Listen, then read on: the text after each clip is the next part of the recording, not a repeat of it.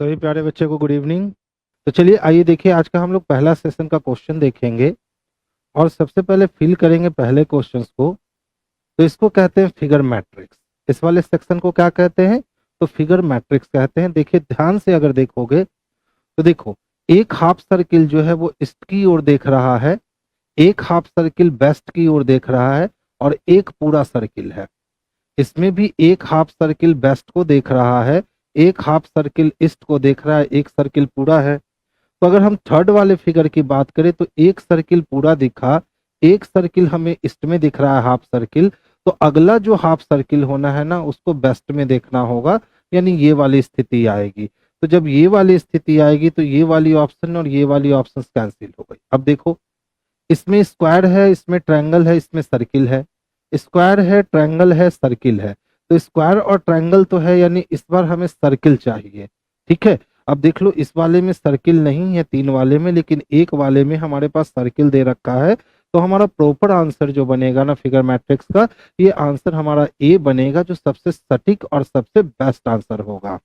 Next question की ओर move करूंगा और देखेंगे नेक्स्ट क्वेश्चन। देखिए क्वेश्चन खूबसूरत है, समझने की कोशिश कीजिएगा। पहले कहता है माता पिता, तो माता पिता यानी गार्जियन, फिर कहता है माताएं और फिर कहता है पिताएं। तो क्या होगा ना कि ये पूरा हो गए माता पिता, ये क्या हो गए माता पिता संबोधित रूप से, यानी एक साथ। अब उसमें माताएं अलग होती हैं और पिताएं अलग होते हैं। तो ये हम लोग किसको करेंगे? तो ऑप्शन नंबर 3 का चयन करेंगे, जो सबसे बेस्ट और सबसे सुटेबल आंसर होगा। तो देखिए शिवम ने आंसर कहा सर बी, तो बी अलग हो गया ना बाबू। क्या कुछ पिता ही माता पिता होते हैं? नहीं, सारे पिता जो होंगे वो पिता होंगे। माता पिता का मतलब हो गया गार्जियन। ठीक है, माता पिता कहने का मतलब गार्जियन। तो ये पूरा माता पिता जो है ना, ये गार्जियन को दिखलाया। उसमें माता का अलग रोल होता है और पिता का अलग रोल होता है। बहुत दिन के बाद क्लास हुआ, नहीं बच्चे, थोड़ी थोड़ी समस्याएं आती रहती है ना। अब फ्राइडे को अचानक से पता चला कि मेरी मौसेरी सिस्टर है, उनका देहांत हो गया। तो अब उनके पास जाना पड़ गया वो मंजिल वगैरह के लिए। तो फ्राइडे को क्लास थोड़ी सी नहीं हो पाई। और चूंकि वो प्रकरण होता है हिंदू समाज में कि गंगा स्नान वगैरह करना होता है, तो रात्रि को नहा करके और घर आ गए। अब उसी में जो तबीयत थोड़ी नाजुक हुई, तो जिसके कारण थोड़ा सा कम क्लास ले रहे थे। बस जो ऑफलाइन मोड में क्लासेस चल रही थी वो ले रहे थे और ऑनलाइन मोड में क्लासेस नहीं ले पा रहे थे। ठीक है, अब देखिए क्या कहता है, खिलाड़ी क्रिकेट और बल्लेबाज। तो सबसे पहले हम बैट्समैन की बात करें, यानी बल्लेबाज की। तो बल्लेबाज क्या होता है? तो क्रिकेटर होता है। और सारा का सारा बल्लेबाज और सारा का सारा क्रिकेटर क्या होगा बाबू? खिलाड़ी होगा। यानी सारा वेन एक दूसरे के अंदर रिएक्ट कर जाएगा, जो कि ऑप्शन नंबर 3 में स्पष्टता देखने को मिल रहा है। तो आंसर हम लोग ऑप्शन नंबर 3 को कर लेंगे, यही इसके लिए बेस्ट और सबसे सुटेबल आंसर होगा। वहीं हम नेक्स्ट क्वेश्चन की ओर मूव करेंगे। तो देखिए, समायोजन, बोध, स्कीम निर्माण, समावेश और अनुभूति। अब ये 5 वर्ड दे दिए गए हैं, देखकर ही काफी टफेस्ट वर्ड लग रहे हैं। ठीक है, अब पहले समायोजन का मतलब समझना होगा, बोध का मतलब समझना होगा, स्कीम निर्माण का मतलब, समावेश का मतलब और अनुभूति का मतलब। तो सबसे पहले मुझे लगता है ना कि किसी चीज का समायोजन करेंगे, यानी कि अपने दिमाग में किसी चीज की योजना बनाएंगे, तो समायोजन करेंगे। ठीक है, जैसे ही हमने समायोजन कर लिया तो उस पर काम करने के लिए हम स्कीम बनाएंगे, स्कीम निर्माण। स्कीम जब हमारे पास बन गई तो उस स्कीम पे हम लोग फॉलो करेंगे, यानी समावेश करेंगे। और जैसे ही समावेश करेंगे तो हमको बोध हो जाएगा कि हम अच्छा कर रहे हैं कि बुरा कर रहे हैं। उसके बाद लास्ट में हमें अनुभूति प्राप्त होगी, यानी कि 5 नंबर। ठीक है, 1 3 4 2 5, 1 3 4 2 5 कहीं नहीं है। अच्छा, आरोही क्रम में लिखा है, यानी कि पीछे से आगे की ओर लिखा है ना। तो 5 2 4 3 1 है किसी में, ऑप्शन नंबर डी में दे रखा है। तो देख लो आंसर क्या हो गए। तो ऑप्शन नंबर डी जो है ना, यही इसके लिए सबसे बेस्ट आंसर। यानी सबसे पहले हम क्या करेंगे? तो सबसे पहले हम लोग समायोजन करेंगे, यानी किसी चीज की योजना बनाएंगे। जब मान लो कोई योजना बन गई तो उस पर कैसे काम करना है हम लोग स्कीम का निर्माण करेंगे। उसके बाद स्कीम का निर्माण करने के बाद उसको हम अप्लाई करेंगे, जो समावेश हो गया। जब अप्लाई कर देंगे तो हमको बोध होगा कि हम अच्छा कर रहे हैं कि बुरा कर रहे हैं, और लास्ट में हमें अनुभूति प्राप्त होगी कि हाँ भैया हमने बहुत अच्छा काम कर दिया है। तो अब इसको बोला था आरोही क्रम में दर्शाओ, यानी पीछे से आगे की ओर दर्शाओ। तो ये 1 3 4 2 5 ना होकर 5 2 4 3 1 हो गया, जो कि ऑप्शन नंबर डी में बच्चे स्पष्टता दिख रहा है हमें। तो आंसर हम लोग बाबू ऑप्शन नंबर डी को करेंगे, जो बेस्ट और सबसे परफेक्ट वाला आंसर बनेगा। अच्छा ध्यान से देखना, तो अगर हम ऊपर वाले को ऊपर से गुना कर दे तो 6 4 के कितने हो जाएंगे, तो सर 24 हो जाएंगे। और नीचे वाले को नीचे से गुना कर दे तो 10 8 कितने हो जाएंगे, तो सर 80 हो जाएंगे। और अगर दोनों को हम ऐड कर दे तो क्या हम 104 तक पहुंच सकते हैं, तो हाँ सर बिल्कुल पहुंच सकते हैं। ठीक है, इसी तरह से देखो, तो अगर ऊपर वाले को ऊपर से मल्टीप्लाई करे तो 87 कितने हो गए, तो सर 56 हो गए। और नीचे वाले को नीचे से मल्टीप्लाई करे तो 11 9 कितने हो गए, तो 99 हो गए। 9 6 15 का 5 हाथ में, 1 9 6 15 यानी 155 चाहिए। 155 मुझे मिल गया, समस्या का हल मिल गया। तो अब क्या करने वाले हैं, तो हम लोग 8 को 9 से गुना करने वाले हैं। तो 9 8 कितने हो गए, तो 72 हो गए। और फिर 5 को 14 से गुना करने वाले हैं, तो 14 पचे कितने हो गए, 70 हो गए। और दोनों को हम लोग जोड़ देंगे तो 142 हो जाएगा। 142 कहीं दे रखा है क्या, तो हाँ बच्चे ऑप्शन नंबर डी में दे रखा है। तो ऑप्शन नंबर डी ही जो है ना इसके लिए बेस्ट और सबसे सुटेबल आंसर है। नेक्स्ट क्वेश्चन की ओर मूव करूंगा और क्वेश्चन नंबर 6 की बात करूंगा। 42 37 और 17। तो 42 में अगर हम 37 को माइनस करते हैं तो 12 में से 7 गया 5, नहीं 5 3 15 और 2 17।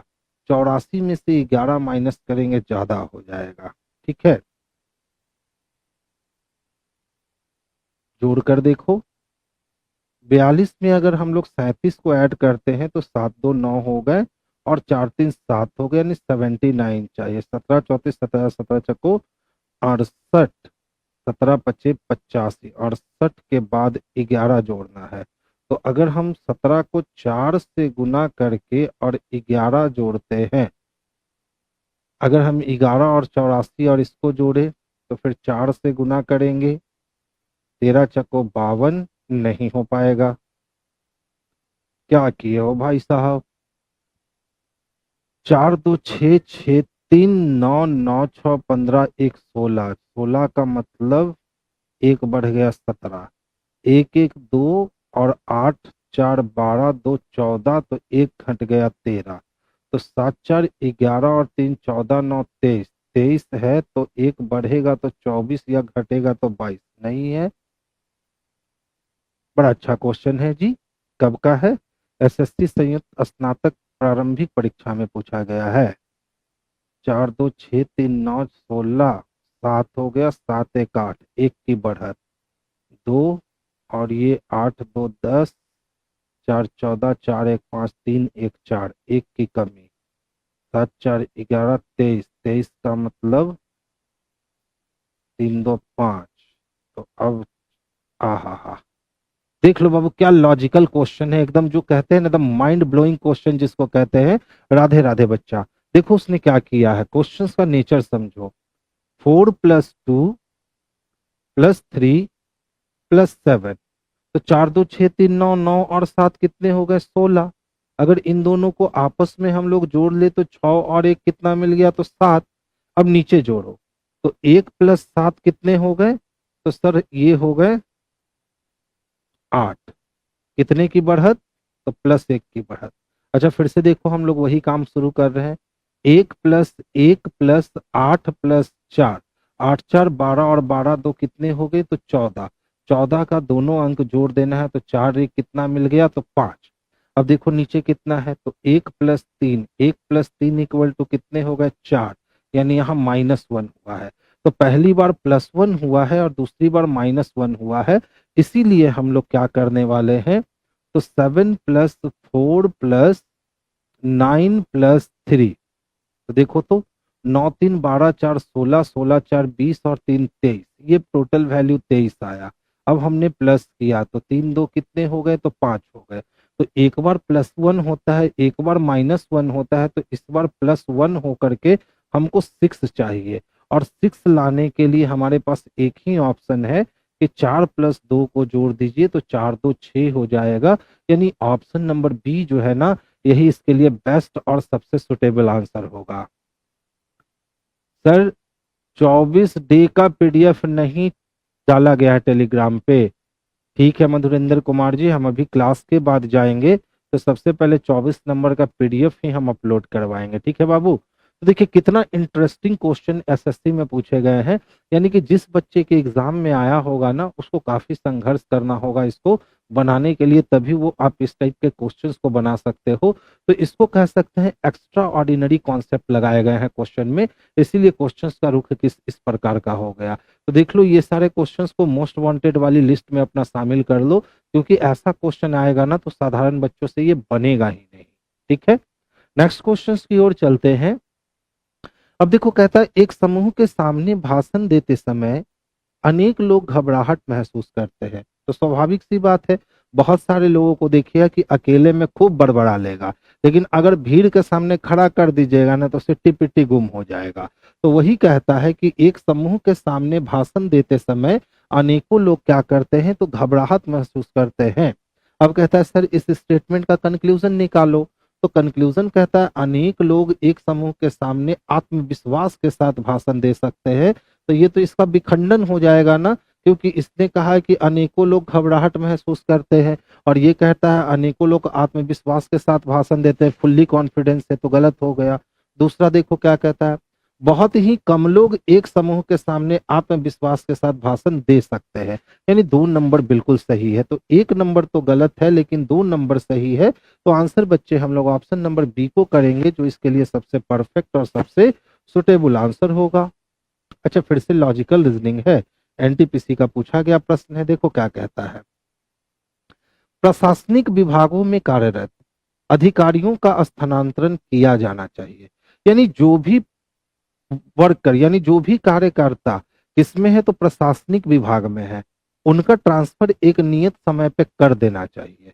अब बोला कि सर कथन तो हमने दे दिया, अब आप रीजन बताओ कि हम क्यों कह रहे हैं कि प्रशासनिक अधिकारियों का ट्रांसफर कर देना चाहिए। तो तर्क कहता है हाँ, यानी सपोर्ट कर दिया कि हाँ सर प्रशासनिक अधिकारियों का जो है ना ट्रांसफर कर दीजिए। हमने पूछा क्यों, रीजन बताइए। तो रीजन में उन्होंने कहा वे लोग एक साथ मित्रवत हो जाते हैं और उन्हें प्रभावित किया जा सकता है। ये बात बिल्कुल सही है। ठीक है, अब बहुत लंबे समय तक आप एक ही शहर में पोस्टेड हो, तो वहां पे आपकी दोस्ती भी अच्छी हो चुकी है। अब दोस्ती के नाते, रिश्तेदारी के नाते आप कभी ना कभी कुछ ऐसा काम कर दोगे जो आपके हित में नहीं था, लेकिन आपने कर दिया क्योंकि वहां दोस्ती आ गई। तो इसका सबसे अच्छा एग्जाम्पल क्या है कि भैया इनको ट्रांसफर समय समय पे करते रहो, ताकि वो फैमिलियर कहीं से भी आराम से ना हो सके। दूसरा कहता है नहीं, विरोध कर दिया कि नहीं सर प्रशासनिक विभाग में कार्यरत अधिकारियों को ट्रांसफर नहीं करना चाहिए। रीजन हमने पूछा, तो बार बार स्थानांतरित किया जाना अधिकारियों को पसंद नहीं आता है। तो ये बात तो गलत है ना, स्थानांतरित क्यों किया जाता है, ताकि आप एक ही जगह फैमिलियर ना हो जाइए। क्योंकि अगर मान लो कोई भी वरिष्ठ अधिकारी है, मान लो कोई डीएम है या मजिस्ट्रेट है या कलेक्टर है या आईएएस ऑफिसर है, अब एक ही जगह है और पिछले 10 साल 15 साल से वो कहीं ट्रांसफर नहीं ले रहा है, तब तो वहां की लोकेलिटी में उसके बहुत सारे दोस्त बन जाएंगे, बहुत सारे कलीग मिल जाएंगे, जिनके दबाव में आकर के कुछ ऐसा स्टेप कर ले सकता है जो हित में जारी ना हो। तो इसीलिए दूसरा नंबर, इससे कोई फर्क नहीं पड़ता, दूसरा नंबर हमारा गलत हो जाएगा। तो आंसर हम लोग केवल एक को करेंगे, और एक देख लो बच्चे किसमें है, तो ऑप्शन नंबर डी में है। अगर आपने सही लॉजिक का चयन कर लिया तभी आप लॉजिकल रीजनिंग में अच्छा कर सकते हो। अगर आपने सही लॉजिक का चयन नहीं किया है तो लॉजिकल रीजनिंग थोड़े थोड़े कारणों से आप गलतियां करते हो, और ये गलतियां आपको बहुत महंगी पड़ जाती है। ठीक है, अब देखो, क्या निरक्षरों को वोट डालने से वंचित किया जाना चाहिए। यानी जो भी लोग पढ़े लिखे नहीं हैं, क्या उनको वोटिंग करने का अधिकार नहीं दिया जाना चाहिए। तो इसने कहा हाँ, इसने सपोर्ट कर दिया कि हाँ सर जो लोग पढ़े लिखे नहीं है ना, उनको वोट मत डालने दो। हमने कहा क्यों, तो उन्हें आसानी से गुमराह किया जा सकता है। तो बताइए आसानी से गुमराह उनको किया जा सकता है जिनके पास अपना बुद्धि और अपना विवेक नहीं होगा। इसका मतलब है कि बुद्धि और विवेक के लिए क्या पढ़े लिखे होने जरूरी है? बहुत बार एक्सपीरियंस से लोग बुद्धि गेन कर लेते हैं। तो 1 नंबर ये बिल्कुल बकवास वाला लॉजिक दे रहा है बच्चे, इसीलिए 1 नंबर का हम खंडन कर देंगे। वहीं अगर हम 2 नंबर की बात करें तो इसने विरोध कर दिया कि नहीं सर, निरक्षरों को वोट डालने से वंचित मत करो। हमने पूछा रीजन बताओ, तो यह उनका संवैधानिक अधिकार है। तो ये हमारे संविधान में वर्णित है कि यदि आप इस देश के नागरिक हो तो आपको वोटिंग करने का अधिकार है, आपको स्वतंत्र घूमने का अधिकार है, कहीं भी व्यापार करने का अधिकार है। ये सब स्वतंत्रता का अधिकार हम लोग को मिल चुका है, जिसका हनन हम लोग कर नहीं सकते हैं। यानी 1 नंबर तो गलत हो गया, लेकिन 2 नंबर बिल्कुल एग्जैक्ट कह रहा है। और केवल 2 बच्चे किसमें हैं? तो ऑप्शन नंबर सी में दे रखा है बाबू। तो आंसर भाई बाबू हम लोग ऑप्शन नंबर सी को कर लेंगे, जो बेस्ट और सबसे परफेक्ट आंसर होगा। नेक्स्ट क्वेश्चंस की ओर मूव करेंगे। छोटी छोटी गलतियों से अगर बचा लोगे ना अपने आप को, तो लॉजिकल रीजनिंग बहुत अच्छी चीज है। देखो क्या है, हमारे पास 69 है, ठीक है। अब माइनस का साइन दे दिया और यहाँ 26 कर दिया। अब इन दोनों के साथ कुछ ऐसी क्रिया करनी है कि ये क्रिया करने के बाद ये वैल्यू 66 मिल जाए। तो ध्यान से देखना, तो अगर मैं इन दोनों का मल्टीप्लाई कर लेता हूं तो 9 6 कितने हो गए? तो 54 हो गए। और इस माइनस को मैं प्लस में बदल लेता हूं और फिर इन दोनों का मल्टीप्लाई चढ़ा देता हूं, तो 6 दूना कितने हो गए? तो 12 हो गए। अब अगर मैं 54 और 12 को ऐड करता हूं तो सही में वैल्यू हमको 66 प्राप्त हो जाते हैं। वैल्यू कितने प्राप्त हो गए? तो 66 प्राप्त हो गए। अच्छा, सेम तरीका हम लोग अप्लाई करते हैं। 86 है हमारे पास, फिर से माइनस है, और फिर से 34 है हमारे पास, और ऑलरेडी ये दे रखा है 60। तो सबसे पहला प्रोसेस क्या है कि सर इन दोनों के साथ मल्टीप्लीकेशन कर दो। तो 8 6 कितने हो गए? तो 48। माइनस के साइन के जगह प्लस का साइन यूज करो और फिर इन दोनों को मल्टीप्लाई कर दो, तो 3 चौको 12। 48 और 12 को अगर हम ऐड करते हैं तो हम लोग 60 वैल्यू पा लेंगे।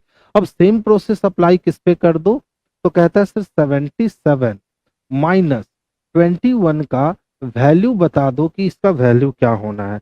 तो सेम ही प्रोसेस अप्लाई कर दो, पहले दोनों का गुना करवा लो। तो सती सती कितने हो गए? 49 हो गए। माइनस के साइन को प्लस में कन्वर्ट कर दो और फिर इसको मल्टीप्लाई करवा दो, तो 2 1 कम 2 हो गए। तो 49 में अगर हम 2 ऐड कर ले तो 51 आ जाएगा। 51 किस वाले ऑप्शन में दे रखा है? तो ऑप्शन नंबर सी में दे रखा है। इसको हम कह सकते हैं कि सर बेहतर नहीं बेहतरीन क्वेश्चन है। लॉजिक लगाने वाली बात थी, अगर लॉजिक लग गई तो एक अटेम्प्ट में बन गया, और लॉजिक नहीं लगी तो फिर यहाँ पे आपको संघर्ष करने की जरूरत आन पड़ेगी। नेक्स्ट क्वेश्चंस की ओर मूव करेंगे और देखेंगे बच्चे नेक्स्ट क्वेश्चंस क्या कहता है। अच्छा देखो क्या दे रखा है हमारे पास, 96 है ना, उसके बाद $24 है ना, उसके बाद एट द रेट ऑफ 12 है, और इस वैल्यू से लाना कितना है? तो 16 लाना है। कुछ नहीं किया, ध्यान दोगे, डॉलर को बदल दिया मल्टीप्लाई में और एट द रेट को बदल दिया प्लस में। तो अगर 24 को हम मल्टीप्लाई नहीं डिवीजन में बदल दो, इसको डॉलर को बदल दो डिवीजन में, तो देखिए तो 24 चको कितने हो गए? तो 96 हो गए, और प्लस 12 जुट गए, तो 12 प्लस 4 कितने हो गए? तो सर जी 16 हो गए। ठीक है, दूसरे वाले को चेक करें क्या इस लॉजिक से? तो देखिए दूसरा वाला क्या कहता है हमारे पास, 21 है, एट द रेट ऑफ दे रखा है, उसके बाद 57 है और $19 दे रखा है, और इसके बाद ये वैल्यू लिखता है 24। तो हमें मालूम है ना कि डॉलर के साथ क्या करने हैं? तो सर डिवीजन करने हैं, और एट द रेट के साथ प्लस करने हैं। तो 19 तिया 57 हो गया और प्लस 21 हो गए, तो 21 और 3 कितने आ जाएंगे? तो सर रियली में 24 आ जाएंगे। यानी लॉजिक हमारा बिल्कुल परफेक्ट जा करके लगा है। तो जब यही लॉजिक से काम करना है तो अब हमारे पास क्वेश्चंस क्या है? तो हमारे पास क्वेश्चंस है 36 $6 एट द रेट ऑफ 54, और इसका वैल्यू पूछ रहा है। तो आपको मालूम तो चल चुका है कि करना क्या है।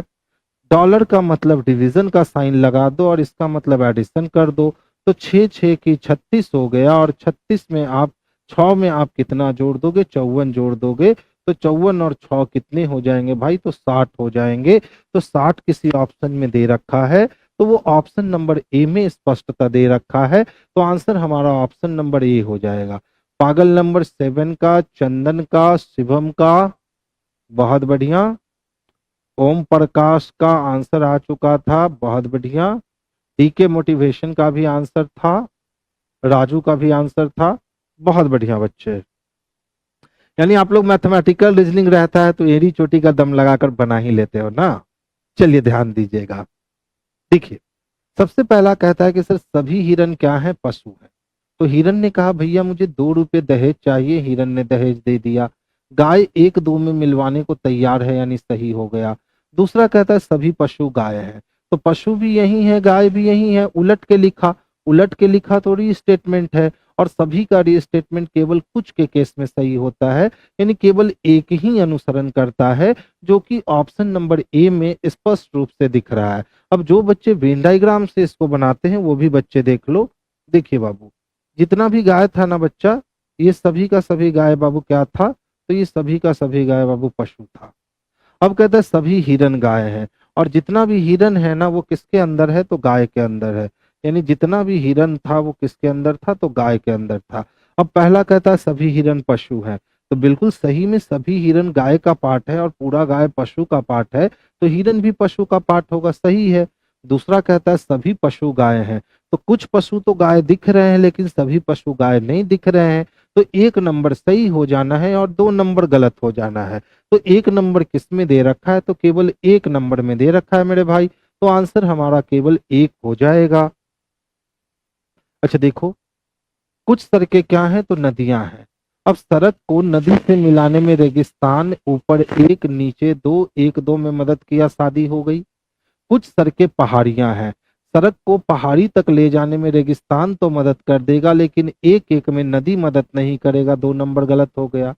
कुछ रेगिस्तान पहाड़ियां हैं, रेगिस्तान को पहाड़ी से मिलवाने में नदी मदद नहीं करेगा, गलत हो गया। यानी केवल एक अनुसरण करता है और वो किस में दे रखा है? तो ऑप्शन नंबर 1 में दे रखा है। तो जो भी बच्चे 1-2 से बनाने लगे हैं उनका कॉन्सेप्ट जो है ना वो धीरे धीरे करके बहुत फास्ट हो जाएगा, क्योंकि 1-2 सही में बहुत फास्ट बनाता है साइलॉक्स को। देखिए, पी से पहाड़ी लिख दें क्या?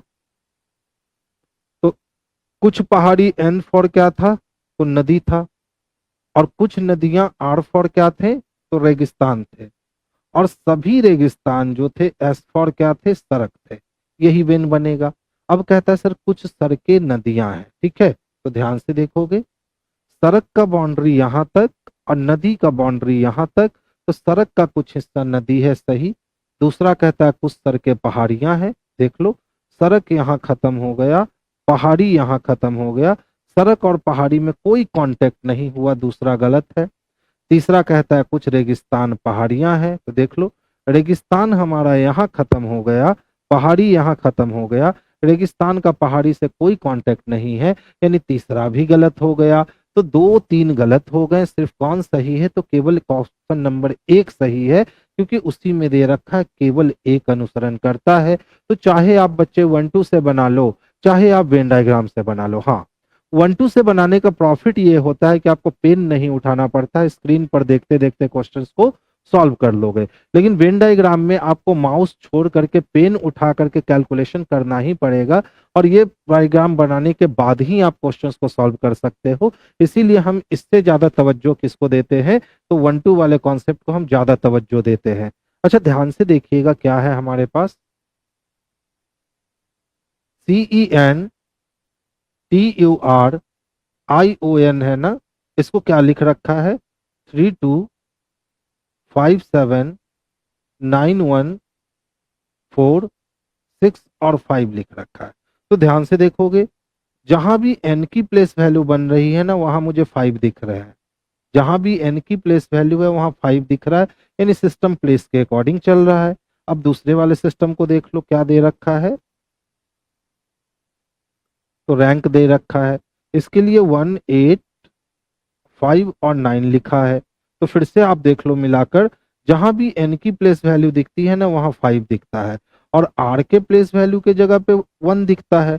इसी प्रकार ए तो दोनों में नहीं है, के भी दोनों में नहीं है, लेकिन इतना से हम अपने कॉन्सेप्ट को स्पष्ट करने में कामयाब हो गए कि सर सिस्टम जो है ना वो प्लेस के अकॉर्डिंग चल रहा है।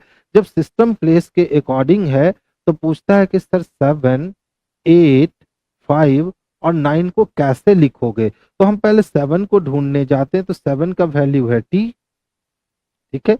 8 की बात करें तो 8 का वैल्यू है ए, और 5 का वैल्यू आपको पता है कॉमन है तो एन, और 9 की बात करें तो 9 का वैल्यू है के, यानी कि टैंक लिख सकते हैं। तो देख लो टैंक खोज लो किस में है, तो टैंक ऑप्शन नंबर सी में स्पष्ट रूप से दिख रहा है। तो आंसर बच्चे हम लोग ऑप्शन नंबर सी को करेंगे, जो बेस्ट और सबसे परफेक्ट आंसर बनने वाला है। वहीं हम नेक्स्ट क्वेश्चन की बात करें तो देखिए वहीं से वहीं जोड़ना शुरू करो। तो देख लो 20 और 20 40 हो गए क्या। मैंने कहा भैया 2 रुपया इसको दे दो, तो 40 और 20 कितने हो गए, 60 हो गए। 60 और 10 70 और 6 76 हो गए, और चूंकि 2 रुपया इसको दिया है तो यहाँ 3 बचा, तो 76 और 3 89 हो गए। हम चाहें तो लिख सकते हैं, यही है ना सुपर। तो इसकी प्लेस वैल्यू 19, उसके बाद 21, उसके बाद 16, उसके बाद 5 और उसके बाद 18। अब सबको जोड़ोगे तो जोड़ने पर वैल्यू कितने आएंगे, 79।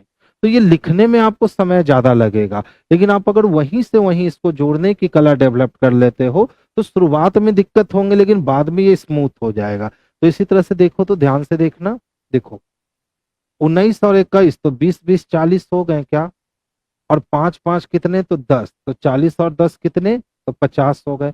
मैंने कहा भैया 2 रुपया इसको दे दो, तो 50 और 20 कितने हो गए, तो 70 हो गए। 70 और 10 80, 80 और 10 90 हो गए। 6 इधर 1 इधर, तो 6 1 7, तो 90 और 7 97 हो गए। एकदम प्लेस वैल्यू के अकॉर्डिंग चल रहा है। बस कुछ नहीं कीजिए, यहीं से ही जोड़ दो। तो देख लो ध्यान से देखो, 18 और 2 कितने हो गए, तो सर 20 हो गए। 20 और 20 40 हो गए, एक बचा हुआ है। 40 और 15 तो 55 हो गए, और 55 और 14 तो 55 एक 56, 56 एक 57, 57 और 4 तो 57 और 4 61 और 10 71, यानी ये वैल्यू कितना आने वाला है, 71। 18 और 2 20, 20 20 40 एक 41, 41 एक 42, 43 44 और 10 54, और 54 में 5 जोड़े तो 5 4 9, यानी कि 54 में 15 जोड़ना है, तो 54 10 64 और 64 और 4 69 वैल्यू आ जाएगा। आप लिखकर भी बना सकते हो, LABOUR, ठीक है।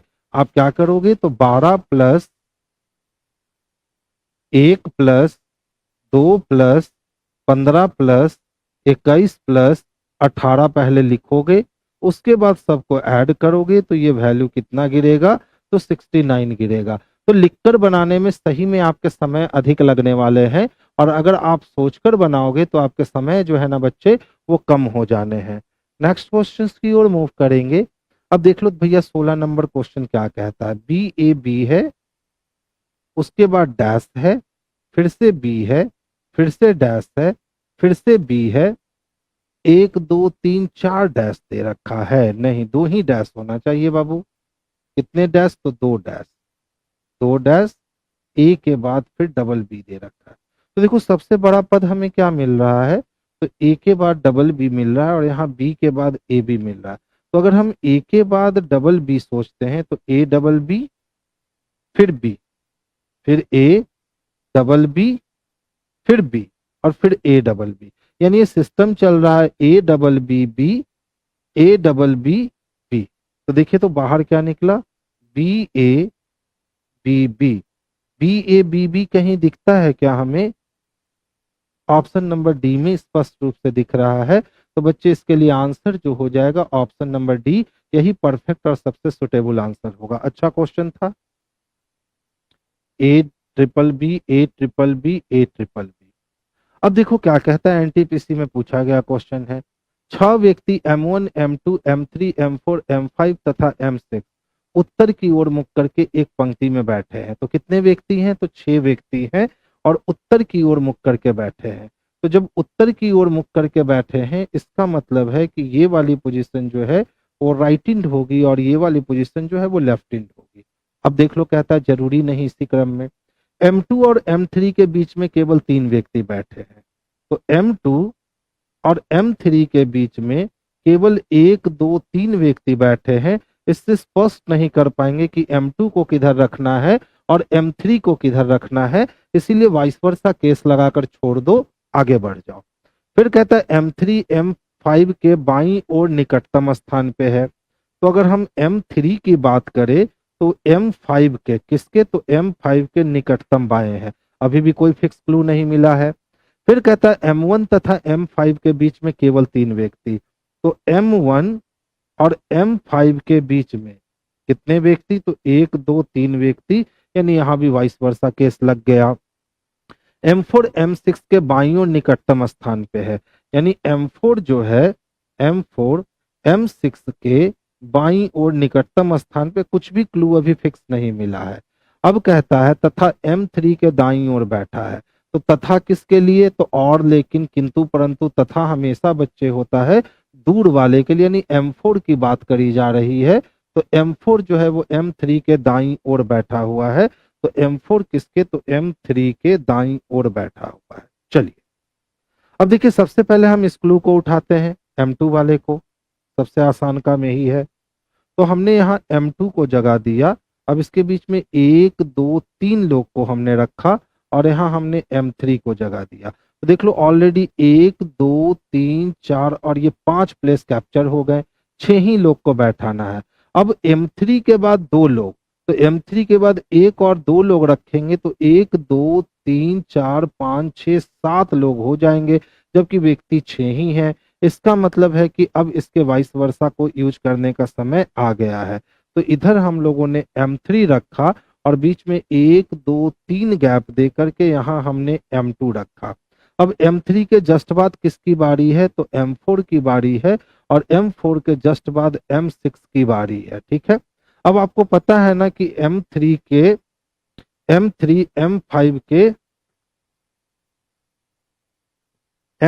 M5 के बाईं ओर निकटतम स्थान पर बैठा है, तो M3 M5 के बाईं ओर निकटतम स्थान पर बैठा है, और M1 और M5 के बीच में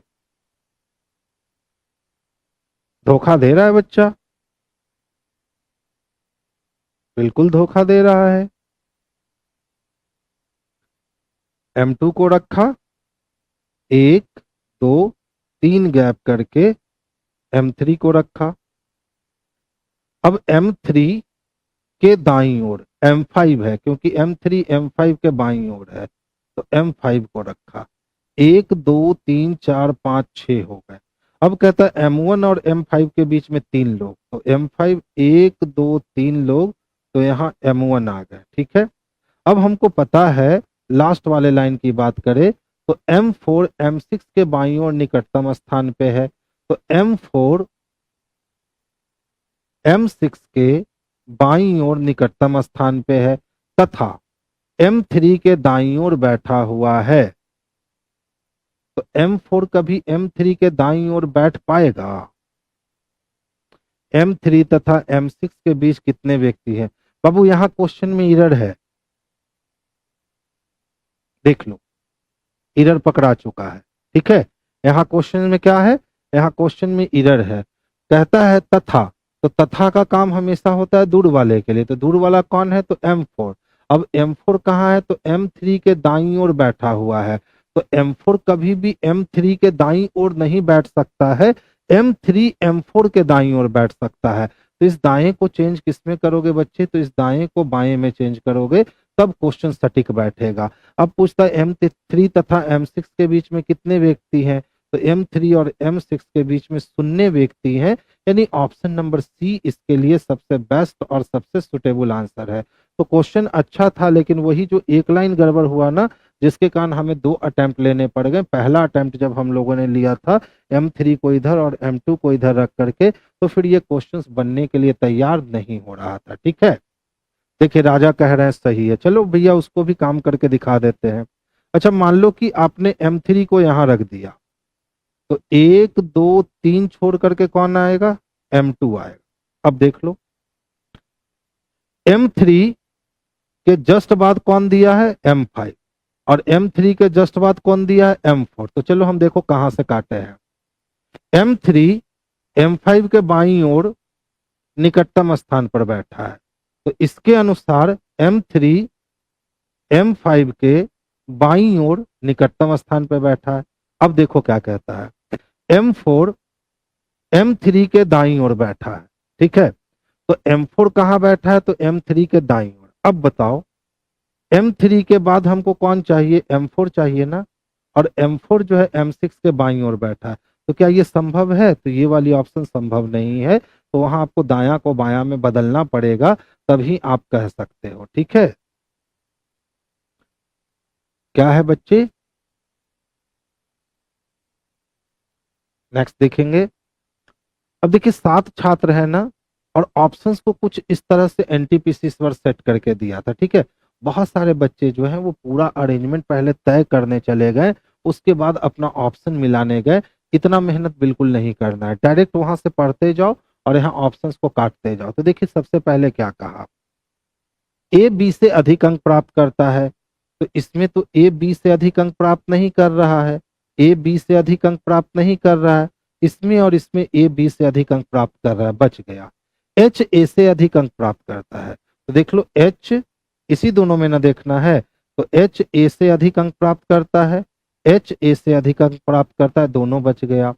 फिर कहता है कि केवल 2 छात्र सी से अधिक अंक प्राप्त करते हैं, तो देखो यहाँ केवल एक ही छात्र सी से अधिक अंक प्राप्त किया है, यही 2 छात्र सी से अधिक अंक प्राप्त किए हैं, यानी ऑप्शन नंबर सी को लगा दो। इसको अरेंज करने की कोई जरूरत नहीं थी, तो इत्मीनान से हम लोगों ने आंसर क्या लगा दिया, तो ऑप्शन नंबर सी लगा दिया। अब इसको अरेंज करने जाते तो अरेंज करने में टाइम लग जाता, ठीक है। यदि बी न्यूनतम अंक प्राप्त करता है तो उनके अंकों का निम्नलिखित में से कौन सा अनुक्रम संभव है। बी तो बच्चे कहीं न्यूनतम अंक प्राप्त कर ही नहीं रहा है, तो इसका कोई मतलब ही नहीं बनता है। यदि बी न्यूनतम अंक प्राप्त करता है तो उनके अंकों का सबसे, तो बी कहीं भी न्यूनतम अंक प्राप्त नहीं किया है, न्यूनतम से पहले वाला अंक प्राप्त किया, ठीक है। तो आंसर किसको कर लोगे, तो ऑप्शन नंबर सी को करोगे, जो बेस्ट और सबसे सुटेबल है। चलो एक बार बनाकर भी देख लेते हैं। ए जो है ना वो बी से अधिक अंक प्राप्त करता है, चलो ठीक है। एच ए से अधिक अंक प्राप्त करता है, तो एच जो है वो ए से अधिक अंक प्राप्त करता है। केवल 2 छात्र सी से अधिक अंक प्राप्त करते हैं, 1 2 3 4 5 6 7, और केवल 2 छात्र सी से अधिक अंक प्राप्त करते हैं। डी सी तथा बी से अधिक अंक प्राप्त करता है। अब डी किससे किससे, तो सी और बी दोनों से अधिक अंक प्राप्त करता है, तो डी यहां भी हो सकता है या डी यहां भी हो सकता है, लेकिन डी उच्चतम नहीं करता। तो डी उच्चतम नहीं करता, इसका मतलब डी को यहां आना पड़ेगा। यदि बी न्यूनतम अंक प्राप्त नहीं करता, तो बी जब न्यूनतम अंक प्राप्त नहीं करता तो बी यहाँ कहीं हो सकता है, तो देखो बी को यहाँ रख के ए को यहाँ रखोगे तो एच यहाँ हो सकता है, तो बी को हम यहाँ रखकर ए को यहाँ रखकर एच को यहाँ रख सकते हैं, ठीक है। अब डी बी तथा सी से ई और एफ के बारे में जानकारी नहीं है, हम एक कॉम्बिनेशन ये भी बना सकते हैं कि बी यहाँ रहेगा, ए यहाँ रहेगा, एच यहाँ रहेगा, सी का तो कंफर्म है, और डी यहाँ रहेगा। अब यहाँ 2 लोग बच जाएंगे ना। तो इस तरह से बनाओगे तो समस्याएं बहुत आएगी, लेकिन आप इस तरह से बनाओगे ना तो आपको समस्याओं का सामना नहीं करना पड़ेगा। सर 17 को लास्ट में एक बार फिर से, ठीक है बच्चे, 17 को हम लास्ट में एक बार फिर से सॉल्व करके दिखा देंगे, ठीक है। अब देख लो क्या दे रखा है, तो 0 है, फिर क्या है 3 है, फिर क्या है 8 है, फिर क्या है 15 है, फिर क्या है 24 है, नेक्स्ट इन वाट, और 48 मांगा। 2 पदों के बीच का अंतर निकाल लो, आराम से बन जाएगा। धीरे धीरे सीरीज आगे बढ़ रही है। तो पहले कितना ऐड हुआ 3, अच्छा फिर से देखो कितने ऐड हो गए, तो सर 5। अब फिर से देखो तो कितने ऐड हो गए, तो सर 7। और फिर से देखो तो 24, 15 से 25 यानी कितने, तो 9। यानी इस बार कितने ऐड होने हैं, तो 11 ऐड होने हैं, और फिर कितने ऐड होने हैं, तो 13 ऐड होने हैं। तो 24 10 34 1 35, ऑप्शन नंबर डी। तो आंसर हमारा क्या हो जाएगा, तो ऑप्शन नंबर डी ही इसके लिए बेस्ट और सबसे परफेक्ट आंसर होगा। अच्छा फिर से देख लो, धीरे धीरे सीरीज बढ़ घट रहा है। 71 है, 76 है, 69 है, 74 है, उसके बाद 67 है, उसके बाद 72 है।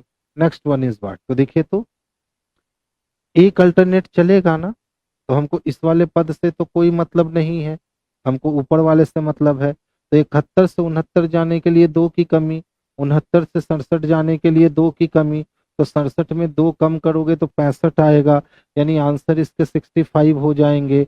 65 किस में दे रखा है? तो सर जी ऑप्शन नंबर बी में दे रखा है। तो आंसर बाबू हम लोग ऑप्शन नंबर बी को कर लेंगे, जो बेस्ट और सबसे परफेक्ट आंसर है।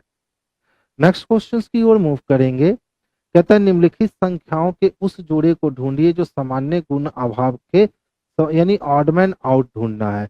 एक सम एक विषम, एक सम एक विषम, नहीं, इस सम विषम से तो नहीं जा रहा है। 77,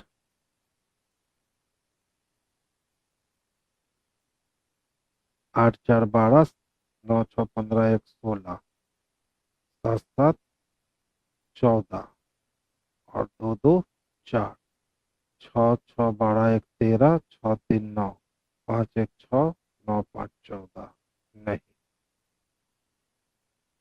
14 में से 7 गया, 7 17, 9 में से 3 गए 6, 1 16, 12 में से 5 गया 7, 17, 7 में से 0 7।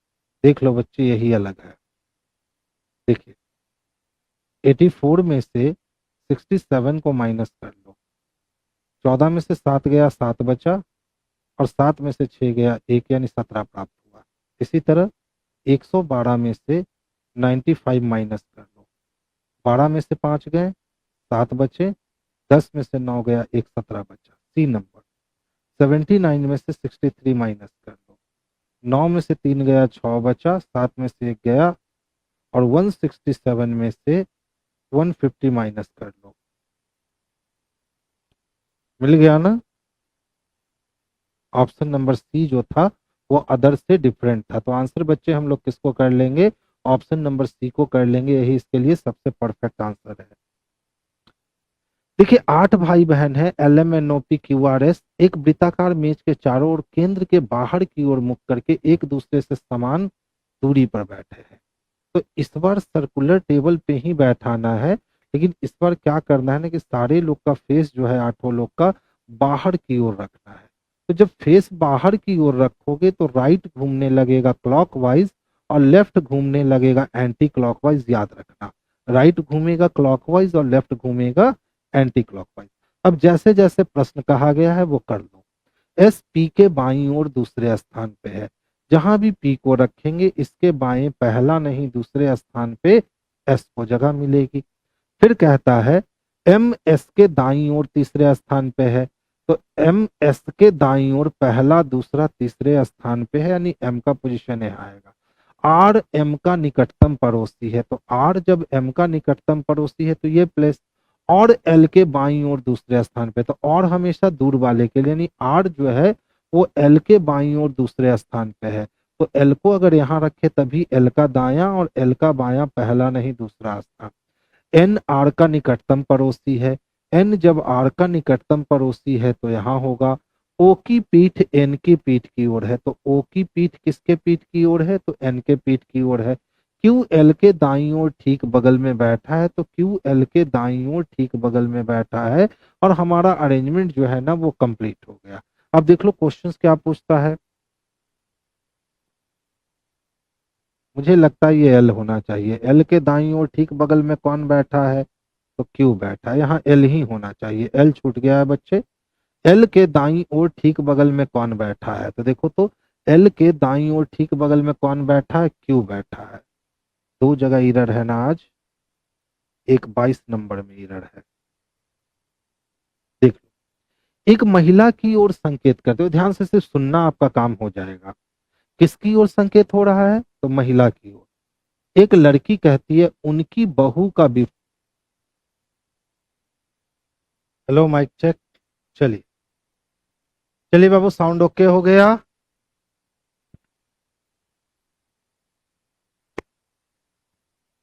चलिए अब साउंड आने लगेंगे आपके, ठीक है। हम लोग कितने नंबर पे थे बच्चे? तो हम लोग 23 नंबर से देखना था ना। ध्यान से देख लो, फिर से देख लो, कोई बड़ी बात नहीं है, ध्यान दीजिएगा। देखिए, सबसे पहले सुनकर बनाने की आदत डाल लो, फिर गेम आसान हो जाएंगे। कहता है एक महिला की ओर संकेत करते हुए एक लड़की कहती है। तो महिला की ओर संकेत करके कौन कह रही है? तो लड़की कह रही है। लड़की कहती है उनकी बहू का विवाह, यानी कि महिला के बेटे की पत्नी महिला की बहू होगी। तो महिला की बहू का विवाह मेरे पति की सास, तो मेरे पति की सास यानी मेरी माँ के इकलौते बेटे, तो मेरी माँ का इकलौता बेटा मेरा भाई हुआ। और मेरे भाई को जो है ना, वो महिला बेटा कहेगी, क्योंकि मेरे भाई का विवाह उसकी बहू से हुआ है। तो मेरे भाई की माँ और उसकी माँ दोनों सेम है। तो जब मेरे भाई की माँ और मेरी माँ जब दोनों सेम है, तो अब पूछ रहा है लड़की महिला से कैसे संबंधित है? तो लड़की महिला की पुत्री है, यानी बेटी कह लेंगे। देख लो, कोई महिला थी, ठीक है। और इस महिला की ओर संकेत करते हुए किसने कहा? तो लड़की ने कहा। किसने कहा? लड़की ने। लड़की ने कहा उनकी बहू। तो महिला की बहू होने के लिए पहले महिला का बेटा चाहिए और उसकी कोई पत्नी चाहिए। यही महिला के बेटे की पत्नी यानी महिला की बहू होगा। तो महिला की बहू का विवाह, ठीक है। मेरे पति की सास, तो लड़की का कोई पति हुआ, लड़की का कोई पति हुआ। और इसके पति की सास जो होगी वो महिला की माँ होगी। तो यही मेरे पति की सास हो गई के इकलौते बेटे। तो इसका इकलौता बेटा जो हो गया वो लड़की का भाई हो गया। कैसा बेटा? तो इकलौता बेटा, ठीक है। इकलौता बेटा क्या हो गया? तो इस लड़की का भाई हो गया। और इसका विवाह किसके साथ हुआ है? तो इसका विवाह इसके साथ हुआ है, यानी ये इसकी कौन है? तो ये इसकी पत्नी है। अच्छा बताओ, एक महिला के दो पति तो होंगे नहीं, यानी ये दोनों जो शख्स है, ये दोनों शख्स क्या है? सेम है। तो जब लड़की के भाई ये है, तो लड़की की भाभी ये, और भाभी की सास, तो ये महिला और यह महिला भी क्या हो गई? तो ये दोनों भी क्या हो गई? तो ये दोनों भी सेम हो गई। इसका मतलब है कि यह महिला और यह महिला दोनों सेम है। तो ये लड़की जो है इस महिला की पुत्री लगेगी, यानी ऑप्शन नंबर सी जो होगा यही इसके लिए सबसे बेस्ट और सबसे सुटेबल आंसर होगा। अब इसमें क्या इशू आ गया भैया, देखे थोड़ा हम। देखिए, इस क्वेश्चन की बात करें तो देख लो कुछ नहीं किया है। 6 और 2 को जोड़ दिया तो कितने हो गए? 8। और 8 का स्क्वायर कर दिया तो 64। इसी तरह से 4 और 3 को जोड़ दिया तो 7 का स्क्वायर 49। तो 2 और 3 को जोड़ देगा 5। 5 का स्क्वायर कितना हो जाएगा बच्चे? तो 5 का स्क्वायर 25 हो जाएगा। तो आंसर हमारे कितने हो गए? तो 25 हो गए। अब वही हम क्वेश्चन इसकी बात करें तो ध्यान से देखोगे। देखो, 3 में अगर मैंने 2 जोड़ा तो 3 2 5 हो गए। और 5 में मैंने 3 जोड़ा तो 5 3 8 हो गए। 8 में मैंने 4 जोड़ा तो 8 4 12 हो गए। और 12 में मैंने 5 जोड़ा तो 12 5 17 हो गए। यानी अब 17 में मुझे कितने? तो 6 जोड़ने होंगे। तो 17 और 6 23। 23 के लिए क्या? डब्लू। और अब 23 में मैं कितना जोड़ूंगा? तो 23 में मैं 7 जोड़ूंगा। तो 3 इधर और 4 उधर, तो 23 4 30 हो जाएगा। अब यहां से मैं कितना जोड़ूंगा? तो यहां से 8 जोड़ूंगा। तो 8 4 12 हो जाएगा, नहीं आंसर हमारा डब्ल्यू आएगा, जो कि ऑप्शन नंबर ए में स्पष्ट रूप से देखने को मिल रहा है। तो आंसर हम लोग ऑप्शन नंबर ए को कर लेंगे, जो बेस्ट और सुटेबल है। अब देखिए, carbon dioxide, methane, sulphur dioxide और नाइट्रस ऑक्साइड। अब कहता है सर असंगत का चयन कीजिए। Carbon dioxide, methane, nitrous oxide और सल्फर डाइऑक्साइड।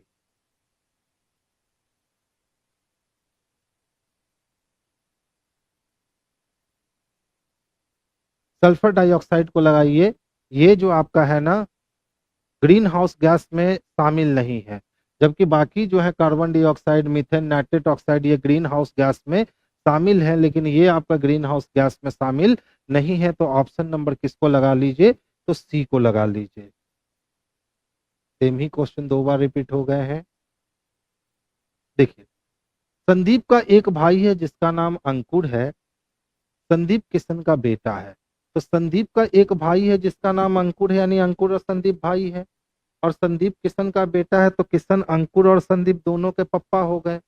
बलजोड़ किशन के पिता है, तो पापा के पापा दादा हो गए। अंकुर बलजोड़ से कैसे संबंधित है, तो अंकुर जो होगा वो दादा का पोता होगा, यानी ऑप्शन नंबर ए इसके लिए बेस्ट होगा। देखिए, कोई संदीप है बाबू, और संदीप का एक भाई है जिसका नाम क्या दे रखा है, तो सर अंकुर दे रखा है। अब कहता है संदीप किशन का बेटा, और संदीप किसका बेटा है, तो संदीप किशन का बेटा है। ठीक है। फिर कहता है बलजोड़ किशन के पिता है, तो कोई बलजोड़ है जो किसके पिता है, तो किशन के पिता है। अब कहता है अंकुर बलजोड़ से कैसे संबंधित है, तो अगर हम बलजोड़ हैं तो किशन मेरा बेटा हो गया, मेरे बेटे का बेटा पोता, और पोता का भाई जो होगा ना, उसको हम लोग क्या कहेंगे, तो पोता ही कहेंगे, यानी ग्रैंडसन कहेंगे, जो कि ऑप्शन नंबर ए में स्पष्टता देखने को मिल रहा है। ध्यान से देखोगे बच्चे, इस वाले सिंबल का कोड कितना, तो 4। इस वाले सिंबल का कोड 5। इस वाले सिंबल का कोड कितना, तो 9। इस वाले सिंबल का कोड 10, और इस वाले सिंबल का कोड 6। 4 5 9 10 6 चाहिए।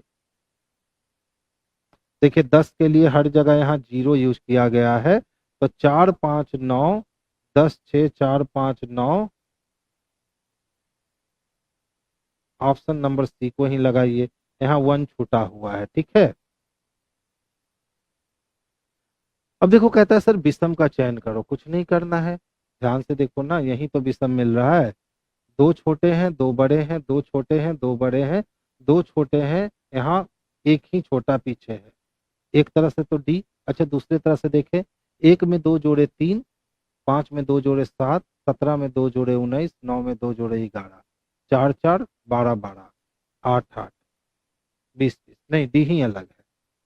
17 नंबर क्वेश्चन फिर से बतलाना था ना। चलिए देखिए बच्चे, ध्यान से समझिएगा और क्वेश्चंस को फील करोगे।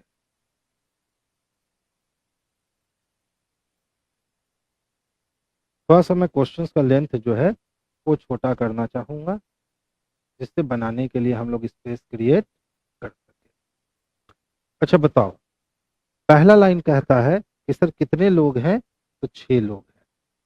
कितने लोग हैं बच्चे, तो 6 लोग हैं। ठीक है। अब कहता है M1 M2 M3 M4 M5 M6 उत्तर की ओर मुख करके बैठे हैं। तो उत्तर की ओर मुख करके बैठे हैं, इसका मतलब है कि ये हमारा राइट इंड हुआ और ये हमारा लेफ्ट इंड हुआ। यहाँ तक कोई दिक्कत। अब ध्यान देना क्या कहता है।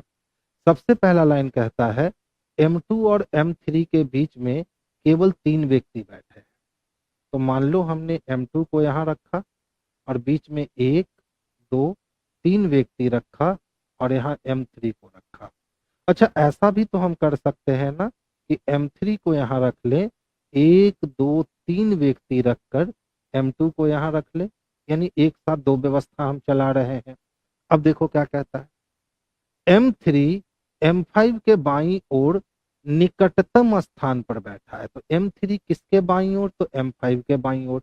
तो ऊपर वाले लाइन में M3 जो है वो M5 के बाईं ओर निकटतम बैठा है, और यहाँ M3 जो है वो M5 के बाईं ओर निकटतम स्थान पर बैठा है। अगला लाइन चलो, M1 तथा M5 के बीच में केवल 3 व्यक्ति हैं। तो M1 और M5 के बीच में 3 व्यक्ति, तो M5 यहाँ है, तो 1 2 3 व्यक्ति छोड़ करके M1 को हम यहाँ रखेंगे। अब देख लो, यहाँ M5 है, तो 1 2 3 छोड़ के M1 को इधर रख सकते हैं। लेकिन अगर हम 1 2 3 छोड़ के M1 को इधर रखेंगे, तो 6 से ज्यादा 1 2 3 4 5 6 7 8 लोग होंगे। तो इसका मतलब है नीचे वाले लाइन में मुझे M1 को यहाँ रखना पड़ेगा। तो 1 2 3 4 5 6 ऊपर भी और 6 नीचे भी। अब देखो क्या कहता है, M4 M6 के बाईं ओर निकटतम स्थान पर बैठा है। तो M4 कहाँ है बाबू, तो M6 के बाईं ओर निकटतम स्थान पे। तो M4 M6 के बाईं ओर निकटतम स्थान पे है और M4 M6 के बाईं ओर निकटतम स्थान पर है। तथा, तो ये तथा किसके लिए, तो ये तथा M4 के लिए, तथा किसके लिए, तो M4 के लिए। अब M4 कहाँ है, तो M3 के दाईं ओर है। ठीक है, तो ऊपर वाले लाइन में तो M4 M3 के दाईं ओर हो नहीं सकता है, लेकिन इस वाले लाइन में अच्छा तुरंत दाईं ओर नहीं कहा है ना, तो हमने ऊपर वाला कंडीशन लिया था, नीचे वाला कंडीशन छोड़ दिया था। अब पूछता है कि सर M3 तथा M6 के बीच में कितने लोग बैठे हैं। सही थे बाबू आप, M3 और M6 के बीच में कितने लोग बैठे हैं, 2 लोग। अब देख लो कैसा क्वेश्चन पूछा है कि दोनों व्यवस्था लेकर चलोगे तभी आपका काम हो सकता है। अगर सिंगल व्यवस्था लेकर चलोगे तो कहीं ना कहीं समस्याएं आ सकती है, जैसे यहाँ मेरे साथ आ गई थी। ठीक है, तो गड़बड़ कहाँ हो रहा था देख लूँ थोड़ा, कोडिंग डालने में गड़बड़ हुआ क्या। M3 M5 के लेफ्ट में है, ठीक है, M1 और M5 के बीच में 3 लोग हैं, तो M1 और M5 के बीच में 3 लोग हैं। M3 के बाद M4 चाहिए, M6 चाहिए। देखिए M3 के बाद M4 M6, यही वाला लाइन गलती हुआ था। M4 M6 के बाईं ओर निकटतम स्थान पे है, M4 M6 के बाईं ओर निकटतम स्थान पे है, तथा M3 के दाईं ओर बैठा है। अब दाईं ओर तो दूर में भी हो सकता है ना, हम इसको निकटतम बना दिए थे, इसके कारण मिस्टेक आ गया था, क्योंकि वो निकटतम दाईं ओर नहीं बोला है। ठीक है, चलिए अच्छा रहा आज का सेशन, थोड़ी सी समस्याएं भी आई। तो आज की सभा हम लोग इसी क्वेश्चंस के साथ बर्खास्त करते हैं। कल फिर से हमारी और आपकी मुलाकात होगी और कल हम लोग 40 क्वेश्चंस का सेट देखेंगे। ठीक है, तो चलिए बच्चे आज की सभा बर्खास्त करते हैं। सभी बच्चे को गुड नाइट, स्वीट ड्रीम।